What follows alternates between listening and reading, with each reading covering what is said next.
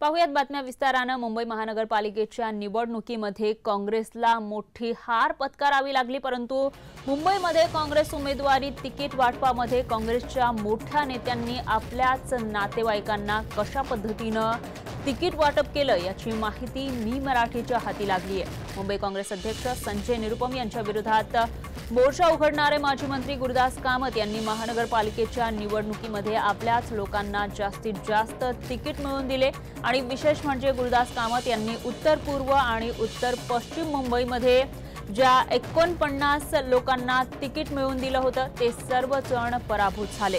तर या व्यतिरिक्त काँग्रेसचे नेते नारायण राणे यांनी त्यांचा मुलगा आमदार नितेश राणे यांच्या सांगण्यावरून मुंबईच्या काही भागातील 10 लोकांना तिकीट दिलं होतं आणि ते सुद्धा पराभूत झालेले आहेत। आणि यामध्ये काँग्रेस नेत्या प्रिया दत्त यांनी 6 आणि मिलिंद देवरा यांनी 28 लोकांच्या नावांची शिफारस केली, मात्र यामध्ये बहुतेक लोक पराभूत झाले। तर त्यामुळे आता काँग्रेसच्या पराभवाला मुंबई अध्यक्ष संजय निरुपम हे कसे जबाबदार आहेत हाच खरा प्रश्न सध्या उपस्थित होतोय।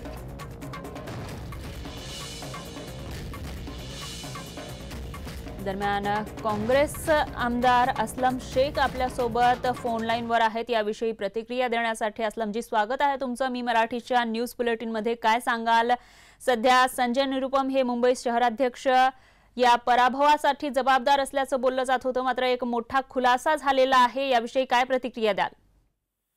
बघा, मुंबई निवडणुकाच्या नंतर संजय निरुपम साहेबांनी आपला राजीनामा त्यांनी दिलेला आहे, पण मी निवडणुकाच्या आधीच आमचे अध्यक्ष आमचे जे उपाध्यक्ष त्यांना एक पत्र लिहिलं होतं। त्या पत्रामध्ये मी स्पष्ट सांगितलं होतं की अख्ख्या मुंबईमध्ये जे जे मोठे लीडर आहेत, जे जे आमदार किंवा माजी आमदार आहेत, जे जे प्रमुख नेते आहेत, जे तिकीट लोकांची घेतात, जे जबाबदारी घेतात, त्यांची जबाबदारी ही असतं। फक्त मुंबई अध्यक्ष किंवा अमुक लोकांची नावं देऊन कोणाला जबाबदार ठरता व्यवस्थित होणार नाही, म्हणून ज्या ज्या लोकांनी तिकीट मागितलं त्यांची जबाबदारी होती की त्यांनी आपले कॅन्डिडेटला निवडून आणायची।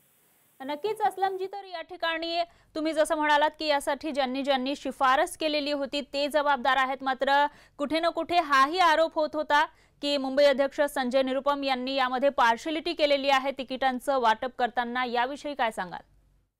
हे बघा, पहिल्यांदा तर ही गोष्ट चुकीची आहे। जेही तिकीट वाटप करण्याचे कामं झालेली आहेत ते जे एक आमचा डेट लाईन ठरलेला होता त्याप्रमाणेच झालेली आहे। कुठेही आउट ऑफ वे जाऊन तिकीट देण्याचं काम कुठेही झालेलं नाही।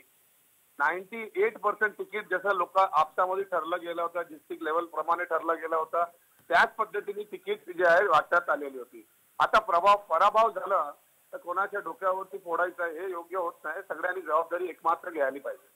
नक्कीच असलमजी, तर मुंबई महानगरपालिकेत काँग्रेसचा जो पराभव झालेला आहे तो कुठे ना कुठे त्यासाठी ही पार्शियलिटी जबाबदार आहे असं तुम्हाला वाटतंय का?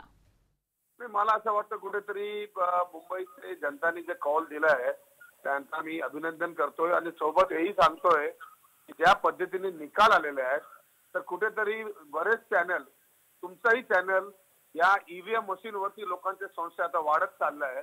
तर मोठ्या प्रमाणे हे जे ईव्हीएम मशीन आहे त्याच्यावरती पण लोकांचा विश्वास आता उडत चाललेला, कारण मी तुमच्या चॅनल आणि जेवढे चॅनल आहेत सर्व चॅनल जे आहेत कुठे ना कुठे ईव्हीएम मध्ये पण मिसकंडक्ट झालेला ही दाखवतात आहे।